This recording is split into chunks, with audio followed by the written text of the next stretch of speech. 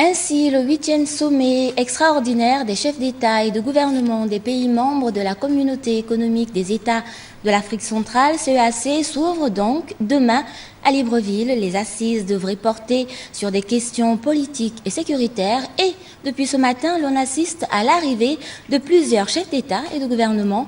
Les délégations qui ont été reçues par le Premier ministre, chef du gouvernement, Emmanuel Issoze Gondé. Le point avec Bertline Bingon et Eric Mokoko. La session extraordinaire de la conférence des chefs d'État et de gouvernement de la CEAC, qui s'ouvre dans quelques heures à Libreville, revêt un double enjeu, à la fois politique et sécuritaire. Avant l'ouverture des assises, plusieurs délégations étrangères, chefs d'État et de gouvernement des 11 États que compte l'organisation ont été accueillis par le Premier ministre, chef du gouvernement, Emmanuel Issoze Gondé. Au nom du président de la République, Ali Bongo Ondimba, par ailleurs président en exercice de la CEAC.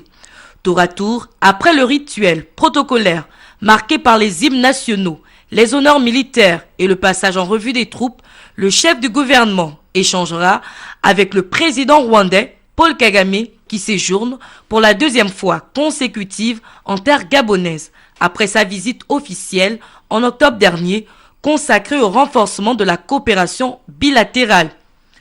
Puis avec le président centrafricain Faustin Archange Touadéra, nouvellement porté à la tête de la RCA à la faveur d'une élection démocratique, il a reçu un accueil enthousiaste de la part de ses compatriotes vivant au Gabon et venus en masse à l'aéroport international Léomba parce que l'homme suscite beaucoup d'espoir pour sortir le pays de la crise politique.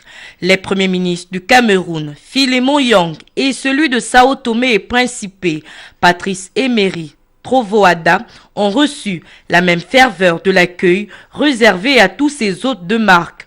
Enfin, le ministre angolais des Affaires étrangères, Georges Rebelo Chikoti, est venu clore le bal des arrivées des chefs d'État et de gouvernement au cours de cette journée.